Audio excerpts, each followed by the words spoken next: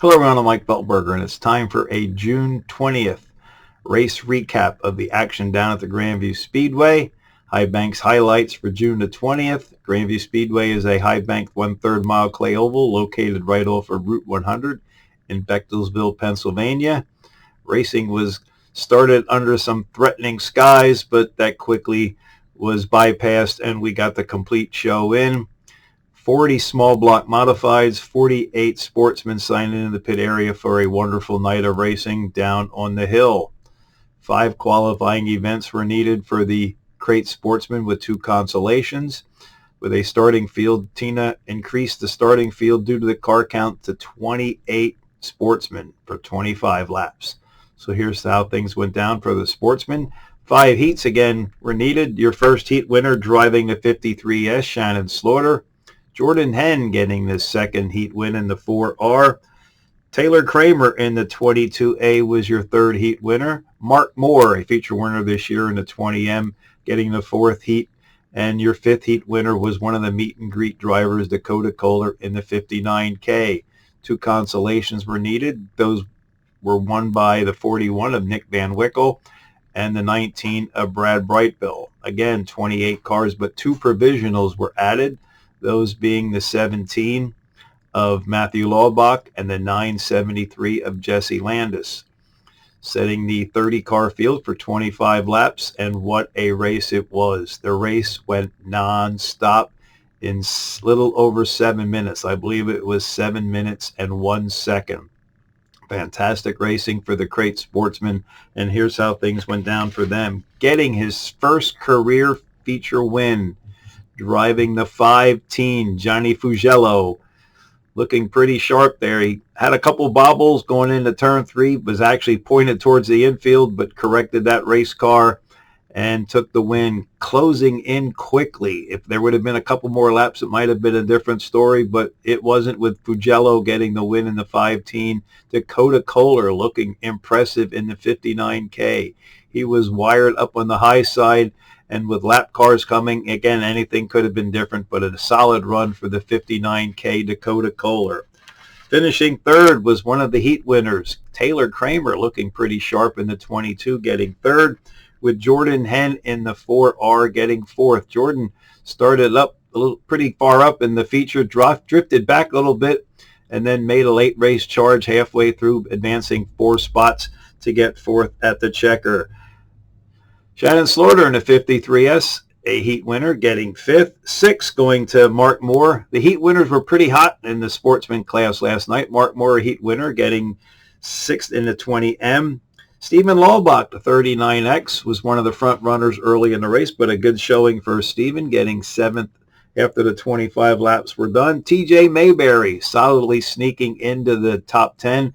TJ took a week off last week for a personal matter, but glad to see the 777 back. TJ Mayberry getting 8th. Addison Meitzler bringing the 29G home for the 9th position, rounding out your top 10.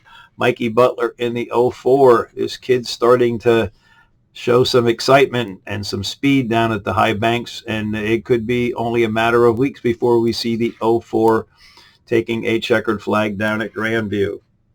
Again, non-stop, 7 minutes, 1 second for the 25-lap crate sportsman. 4 heats and 2 consolations were needed for the small block modifieds, 5 qualifying out of each heat, 4 qualifying out of each consi, and your heat winners were Tim Buckwalder in the 942 getting heat number 1. Ryan Graver finally shaking off some bad luck in the 101 getting the second heat win. Chris Esposito in the 31, your third heat winner, and Jared Umbenhauer bringing the 19 home under the Ray Kemp checker after 12 laps to get the fourth heat win. 2 consolations, Dylan Swinehart in the 38, your first consolation winner, and Ryan Watt, the 14W, your second consolation winner. No provisionals were added for the 28-car field, running 30 laps. A couple of, actually I should say, quite a few cautions and even a 1 race stoppage. I believe there was 6 race cautions and 1 red. Not something that usually happens for the small block modifieds down at Grandview, but the yellow bug bit the racers on Saturday night, June the 20th, but getting his third win of the season. Last lap battle after the final yellow actually turned into a red on lap 21 for Tim Buckwalter. A hard hit into the third turn wall. Logan Watt and Louden Reimert had a battle to the finish, with Reimert getting the win in the 16, his third of the season.